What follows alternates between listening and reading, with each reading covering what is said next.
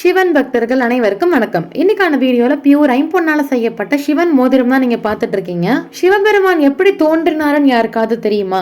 சிவபெருமான் சுயம்புவாக உருவானவர்னு சொல்லி எல்லாத்துக்குமே தெரியும். அதனாலதான் அவருக்கு சுயம்பு லிங்கம்னு சொல்லி இன்னொரு பேரும் இருக்கு. ஒரு நாள் பிரம்மாவும் விஷ்ணுவும் அவளுக்குள்ள யார் பெரியவர் என்ற ஒரு விவாதம் அவளுக்குள்ள நடக்கிறது. அப்போ அவர்களுக்கு முன்னாடி பாத்தீங்கன்னா மர்ம லிங்கம் ஒன்று தோன்றுது. அதை பார்த்த பிரம்மாவுக்கும் விஷ்ணுவுக்கும் ஒண்ணுமே புரியல.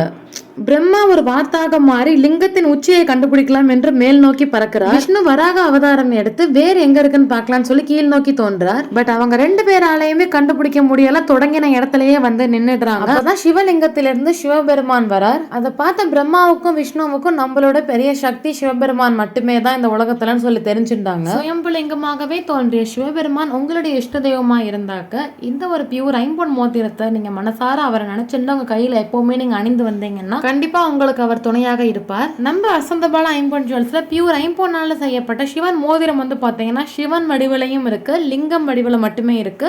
நந்தி லிங்கம் ரெண்டு ஒன்னா இருக்க மாதிரியான மோதிரமும் நம்ம கிட்ட கிடைக்கும். இப்போ நீங்க பார்த்த மோதிர வடிவில உங்களுக்கு ஏதாவது பிடிச்சதுன்னா அந்த ஸ்கிரீன்ல இருக்க நம்பருக்கு கால் பண்ணி வாங்கி கையில எப்பவுமே போட்டுக்கோங்க.